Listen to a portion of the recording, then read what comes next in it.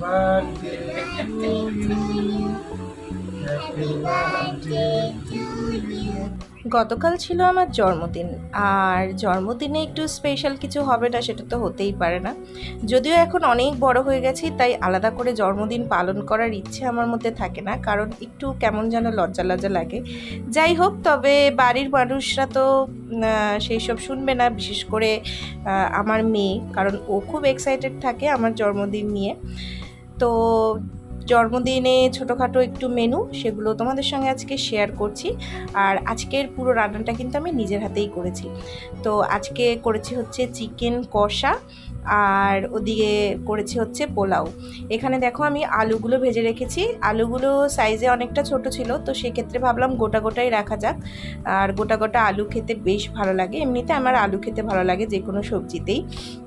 আর মাংসের আলু হলে তো আর কোনো কথাই নেই। তো এখানে দেখো আমি চিকেনটা খুব ভালোভাবে কষিয়ে নিয়েছি, আর এদিকে করে ফেলেছি বাসন্তী পোলাও। একদম সিম্পল মেনু ছিল, মা বলেছিল 5 রকম ভাজা করবে, বাট আমি বললাম না থাক, একটু ছিমছাম মেনু হলেই খেতেও ভালো লাগে। আর এখানে আজকে চলো থালাটা তাহলে সাজিয়ে নিই। তো এখানে রয়েছে হচ্ছে বাসন্তী পোলাও, আর এদিকে রয়েছে হচ্ছে চিকেন কষা, আর আমি বাড়িতেই বানিয়েছিলাম এগ ডেভিল। তো এটাই ছিল আজকের দুপুরের মেনু, আর সঙ্গে তো পায়েস ছিল, তবে পায়েসটা কিন্তু মাই রান্না করেছিল। আর এদিকে ছিল হচ্ছে পেঁয়াজ।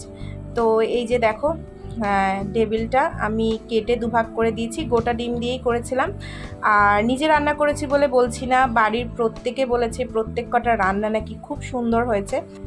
আর আমিও টেস্ট করেছিলাম, সত্যিই প্রত্যেক কটা রান্না খুব ভালো হয়েছে। তবে আমার যেটা বিশেষ ভালো লেগেছে সেটা হচ্ছে এগ ডেভিলটা। এগ ডেভিলের যে পুরটা ছিল, এটা কোনো রকম মাংসের পুর আমি দিইনি, আমি আলুর পুর দিয়ে করেছিলাম। খেতে কিন্তু অসাধারণ হয়েছিল।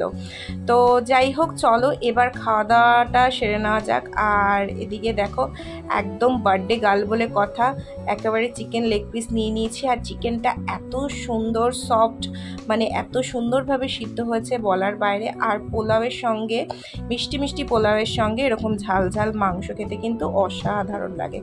তো আমি একটু চিকেন নিয়ে নিচ্ছি, আর এদিকে পোলাওটা নিয়ে নিলাম, নিয়ে আমি একটু খেয়ে নিলাম। ওহ, অসাধারণ স্বাদ সত্যি। প্রত্যেক কটা জিনিস কিন্তু একদম সঠিক মাপের মানে ছিল।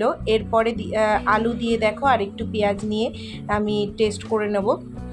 তো প্রথম আমি বাসন্তী পোলাওটা ঠিকঠাক জলের পরিমাণটা বুঝতাম না, বাট এখন রান্না করতে করতে অনেকটাই কিন্তু ব্যাপারটা বুঝে গেছি। তো যাই হোক, খেতে অসাধারণ হয়েছিল।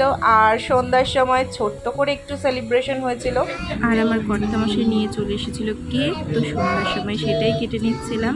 আর আমার মেয়েকে দেখো কত খুশি, ওর এই হাসি মুখটা দেখলে সত্যি আমার খুব ভালো লাগে। তো সবাইকে অসংখ্য ধন্যবাদ যারা আমাকে কালকে উইশ করেছো। আর আমার পরিবারের সবাইকে অনেক অনেক ভালোবাসা, তোমাদেরকেও অনেক ভালো।